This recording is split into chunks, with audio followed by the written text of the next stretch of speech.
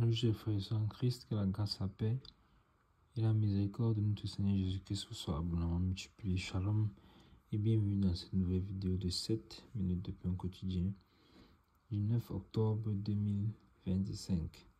Nous poursuivons notre lecture dans le livre de Actes des Apôtres chapitre 8 et nous allons lire aujourd'hui le verset 12. Nous avons vu dans les vidéos précédentes que le Saint-Esprit agit et est toujours en train d'agir au travers de l'évangéliste Philippe. Il est à Samarie en train d'annoncer l'évangile du Seigneur. Beaucoup de personnes ont cru au Seigneur, ont donné leur vie au Seigneur.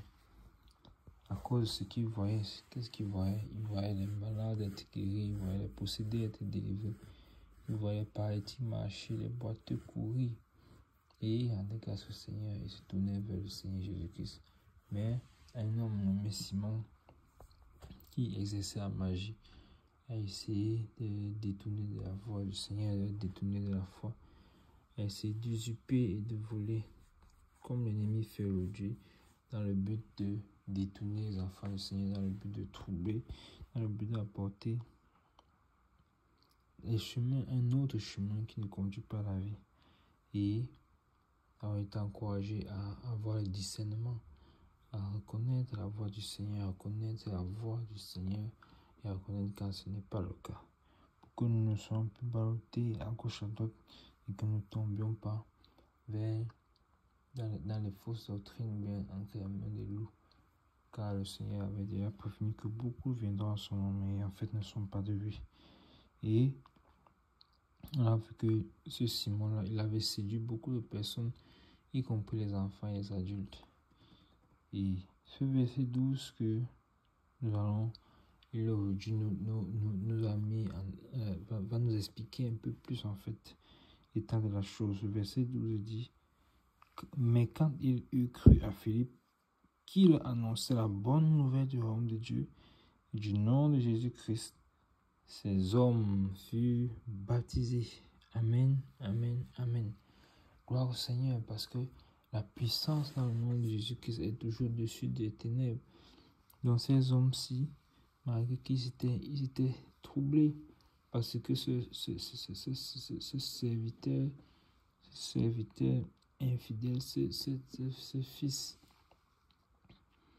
fils de Satan faisait ce Simon-là qui voulait troubler, qui voulait les éloigner de la foi. Malgré cela,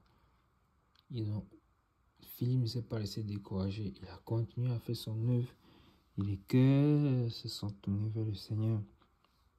Et la parole de Dieu déclare que dès qu'ils ont cru, ils se sont fait baptiser. Ces hommes se sont fait baptiser en croyant au Seigneur. Ils n'ont pas résisté. Ils n'ont pas résisté. Et pourquoi toi tu résistes encore? Pourquoi toi tu résistes encore aujourd'hui? Quand on te dit qu'il faut que tu te baptises, au nom de Jésus, tu résistes. Pourquoi tu résistes? Pourquoi est-ce que tu résistes? Pourquoi est-ce que ton cœur est endurci? N'endurcis pas ton cœur. N'endurcis pas ton cœur. C'est encore une fois un piège de l'ennemi pour te troubler, pour t'empêcher de connaître la vérité. C'est-à-dire qu'il faut que tu te baptises en son nom. Cela est si simple. Le Seigneur Jésus-Christ a accompli toutes choses à la croix pour que nous soyons réconciliés avec le Père. Et tout ce qu'il demande, c'est de croire, tout simplement. Tout simplement. Mais nous résistons, nous ne résistons plus. Et si toi, tu n'as pas encore donné ta vie au Seigneur, alors je t'encourage à croire au Seigneur Jésus-Christ, à renoncer à ta vie passée, à l'accepter comme Seigneur et Sauveur et te faisant baptiser en son nom pour recevoir la vie éternelle. Pour recevoir la vie éternelle. Vous voyez que depuis plus de 2000 ans, le salut n'a pas changé, au moins par lequel nous sommes sauvés n'a pas changé. C'est par la foi en Jésus-Christ Nazareth qui est venu sur la terre mourir pour nous. Il nous demande juste de lui obéir, et ainsi il nous accorde la vie éternelle. Amen. Nous arrêtons là pour ajuster tout. Pour les 7 minutes de pain continue ce jour, que la grâce, la paix et la miséricorde de notre Seigneur Jésus-Christ nous soient abondamment multipliés. Soyons obéissants, comme ces personnes étaient obéissantes, et acceptons de faire ce que la parole de Dieu nous déclare. Amen. Shalom.